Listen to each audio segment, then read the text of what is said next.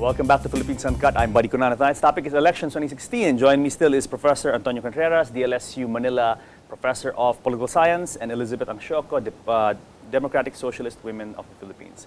Ms. Angsioco, Prof, welcome back to our third and final segment. Now, we ended the second segment. We talked about your work in the grassroots and the feedback you're getting from the grassroots. Now, surveys are like the talk of the town, right? Every election time, everyone really hangs on and really waits for the next survey to come out, and as if this is like, this will foretell what's going to happen tomorrow. Okay. Exactly. What are your feelings? Because at the present, Duterte seems to be leading by not a few points, maybe 5 or 6 if you believe, over his next rival, his next, the next in line. Yeah. So what do you guys think about surveys, Prof? Actually, there is a science behind surveys. I teach research methods. And if you do it properly, you can, use the opinion of about 4,000 people to project to the 54 million. But that is if the sample is correctly drawn. My problem right now with the way SWS and Pulse Asia and other firms are doing it is that I've learned that they randomize provinces as sampling units. That means they end up with a sample where not all provinces are covered. For me, that is very problematic. Oh, really? Okay. That is very problematic because the rule in statistics is that in order for a sample to be unbiased, every voter in the 54 million must have an equal chance of being Makes sense. drawn. Yeah. Yes, yes. However, what is happening right now is that if you're going to draw provinces are not of equal sizes. There are big provinces and there are small provinces. If you choose provinces, then the Batanes that has very few population will have the same chance of Cebu. So therefore, if that is the case, then every voter in Batanes will have more chance of being drawn as a sample compared to the voter in Cebu. That itself now defeats the purpose. And then there are many technical problems. I think the real problem, however, is that survey is a scientific endeavor. There is a control, there is rigor.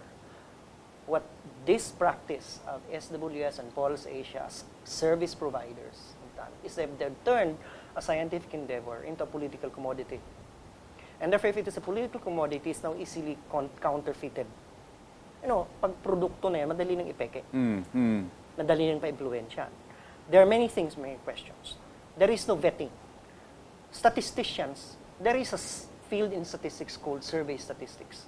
As far as I know, there are only 3 people in the Philippines whose area is survey statistics. None of them are being consulted. There is a Philippine Statistical Association. They are not technically involved. No one knows whether there is actual randomization. And my problem here is, if, for example, the survey is commissioned by a third party or another party, like ABS-CBN or any network or any organization, then how sure are we that that party that commissioned it will not leak the sampling design to the candidate? Because if that happens, then they can give a tip to the candidate to go to the area and flood the area with money or campaign activities, so that when the enumerator comes, then they will be able to get the desired result. Is there any proof of this? I mean, people talk about this, like conspiracy theorists. Republic Act 9006 require that they should disclose their methodologies. Every news paper, every media outlet, even SWS and Pulse Asia, should disclose not only the one commissioned, the sample size, the sampling methodology, even the location. We don't see that. Absolutely. We don't see that. And then they say that the location, they say, oh, nilagay naman namin Balance of Luzon, NCR, Mindanao, Visayas. Sabi ko, you must be kidding. And then, pwede ka humingi ng detalyado, pero may presyo. You have to buy. And under the law, only candidates and political parties and watchdogs can be provided data. So there is really also a problem in the law. COMELEC is failing in its job to be a watchdog on this matter. They are not insisting that they should be present during the randomization. Yes. They have an And it's a dangerous thing because it conditions the mind of people, the minds of people, which is what That's my a lot of people are doing now. Surveys. One is that surveys should not be the gauge of people in terms of who to go for. But that's what's happening now. Exactly. Yeah. Therefore, to me, whatever their methodologies are, the scientific side of it, surveys should not be published. That's my point. Because once you publish the surveys, it creates what you call these mindsets. You know, and people, you know, if you're the one who commissioned the survey, then the results should be yours and yours alone. It should not be published because it creates things. It creates, you know, mindsets. But the problem is, how do you control that? No, I mean, in this day of social media and all that, you know. Yeah, but you know, I don't know if a law is possible, because to me, surveys, the results of the surveys is a snapshot of how people would vote at a given time. Okay. It should inform candidates as to what they need to do, you know, things like Prof. that. In RA 906, there was a provision in the law that said that surveys are illegal to be released certain days before elections. But that was challenged by the survey firms, and it was struck down as unconstitutional by the Supreme Court. That's one case. Right. The other case, however, is that the Supreme Court, in a 2015 case, SWS and Pulse Asia versus Comelec, they decided that it is also the role of the Comelec to regulate. Okay? And that was on the matter of requiring survey firms to disclose the one commission. Yeah. So there is that legal framework right now. And I think the challenge is to revise the law, Okay. Yeah. make the law stronger. Even the court recognized in the 2015 decision that surveys have formative effects. That means they form. They have a Yes. bandwagon effect, which many firms are saying, no, there is no scientific evidence. And I say, can you point out to me a robust scientific study? Because if indeed surveys... it does create a bandwagon effect, absolutely. If surveys do not have a bandwagon effect, then why is it that advertising, you know, uses, we are the top brand? Of course, of course. Right. No, So it has a absolutely. bandwagon effect. Otherwise, hindi dapat nag-advertise ng kami yung Yes, top brand. people are waiting for survey results. Okay, question, folks. You guys have your ears to the ground. You have your network with your organization. Youthon have your extended network as well. The surveys seem to show that Duterte is leading by a wide margin. Do you believe this? Do you guys believe it? No, because when we talk to the people, they ask us, you know... Who people are these? I mean, for grassroots. community women. Okay. Yes, community women, urban poor communities, Masa. rural poor communities. Okay. You know, I've just been discussing things with our coconut farmers in Laguna, Batangas, and Quezon, and they are going. They are not going for what you call this, for Duterte, precisely because they don't see anything that they will. That, you know, their advocacy is as farmers and as coconut farmers. They don't see anything they will gain from a Duterte presidency. Some of, you know, we also have to realize that some groups in the communities take these things very seriously.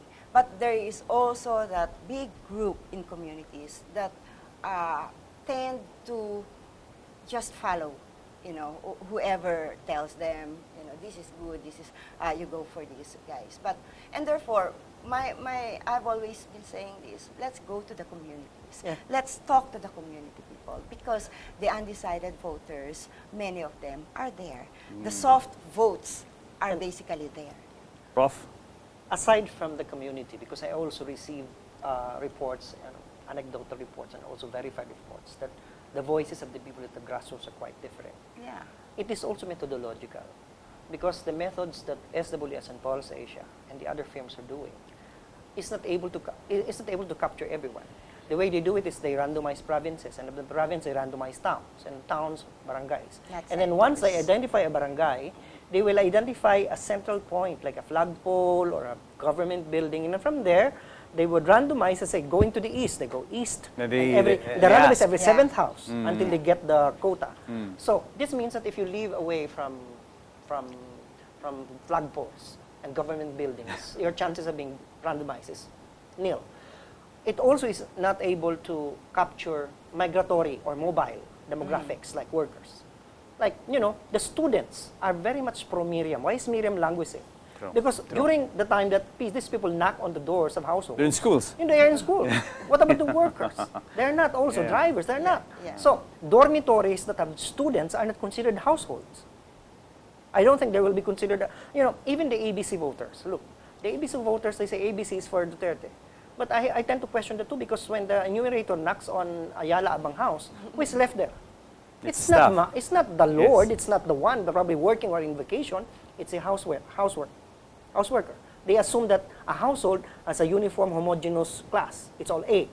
So it's not, we know that in the ABC, the people living in a household may not come from the same social class. So there are many methodological problems that are too technical that to be discussed, but could lead you to a situation that this projection might be far off. Remember 2010 when Binay came from nowhere, from nowhere. So it's possible because maybe the demographics that Binay carried were not sampled. Yeah. True. Poe was number 6 or 7, but he came out first for the Senate. So guys, I mean, let me ask you, because we're almost down to the end of the program. Who are you guys supporting? I'll let you guys pitch your. I know that you guys are separate, are different. Are we allowed to say tomorrow is election? Absolutely, do it. Yeah, do it. We might be accused of electioneering. No, it's fine. Go. I'm going for Poe. Why is that? First, she was the only candidate who actually began her campaign with a program of action. Remember, when she declared that she wants to run for the presidency, she already had her 20 or so point of platform. Very good. I'm very big with platforms because to me that speaks a lot about candidates. Secondly, I like Poe because of her positions on certain issues, on very specific issues that are close to my heart. Women, coconut farmers, even in terms of infrastructure. It's very good. Thirdly, she's one of those who has come out with a very concrete platform. It's not just at the beginning it was 20 points, but now she has sectors, she has all these other issues, planned. And the beautiful thing is that her people actually, consulted other groups, consulted other people. I was consulted even if they knew that I was not at first. Because at first I said I'm not going to vote for any president. I'm not going to go for any president because of the choices. But now it has changed. And my good experience is that I did a very strong women's agenda. Okay, so that's for but yes. I didn't get it, and they said that the senator will not put anything that one she needs convincing on, and second cannot be done. So you're for Grace Poe, Prof. How about you? Well, quickly. All the 5 candidates are flawed. They have their own flaws. I'm likening the decision to deciding who is going to, if we are going to have a ship of state, who will be hired as the captain. All the applicants for the captain position are different, are flaws. So who is the best to steer the ship of state in a troubled sea? Of course, I don't think I will give it to Poe because Poe is not qualified in terms of the minimum qualifications. She may be a good person, but there are constitutional requirements. I will not give it to somebody who is associated with the crew that led the ship to a disaster. So I'm not going to give it to Mar, Well, Miriam, she had my sympathy. But steering a ship of state doesn't just require mental vigor. It also requires health. So that's something. And then, of course, Duterte. He's very unstable. He's very unpredictable. And in a rough sea, he might even rock the boat farther. Might scuttle the ship. So therefore, it's Binay. Okay. Because Binay has his flaws. But I read all the platforms, and he just issued a very detailed platform too. And what impressed me is that he's the only one, I think, that has an agenda on culture, which is because I teach culture and politics. It's very important. He's having a department of culture workers, regular workers, among others. And he also an agenda. And the thing about his platform is that he's defining the source of funds, which, you may have a plan, but where are you going to get the money? In his case, he's saying that this. So it's not just motherhood statements, but actually a plan of action, specific so plan of action. When I know that he is going to be the one that when he gets proclaimed, he's ready to run. Excellent. Had Poe been qualified, she would be my other choice. except that constitutionally she's not. Okay. Anyway, guys, folks, thank you for coming on the show. I mean, excellent resource speakers tonight, and I'm sure our viewers have benefited greatly from our discussion. Thank you very much, and may the best man or woman win tomorrow. So, guys, thank you very much for joining us on the show. I hope you're more enlightened on the issues. As a last word from Philippines Uncut, please do your civic duty tomorrow. Go out and vote, and please, for the love of God and the love of everything you hold dear, vote wisely. I'll see you next week.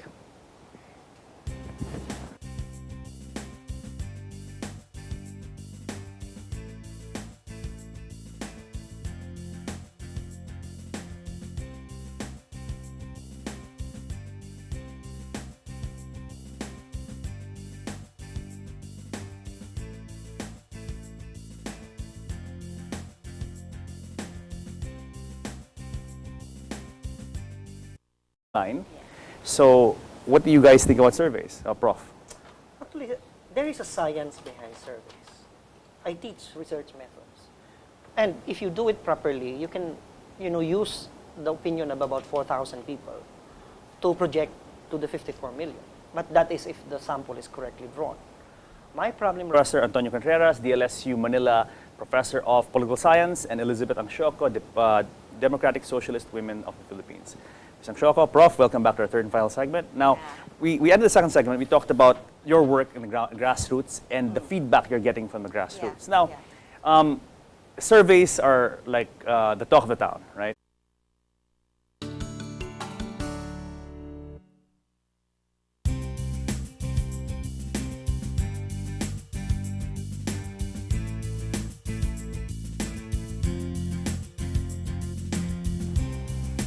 Welcome back to Philippines Uncut. I'm Buddy Cunanan. Tonight's topic is elections 2016. Join me still is every election time, everyone really hangs on and really waits for the next survey to come out, and as if this is like, this will foretell what's going to happen tomorrow. Okay. Exactly. What are your feelings? Because at the present, Duterte seems to be leading by not a few points, maybe 5 or 6 if you believe, over his next rival, his next, the next in line. Right now, with the way SWS and Pulse Asia and other surveys firms are doing it, is that I've learned that they randomize provinces as sampling units.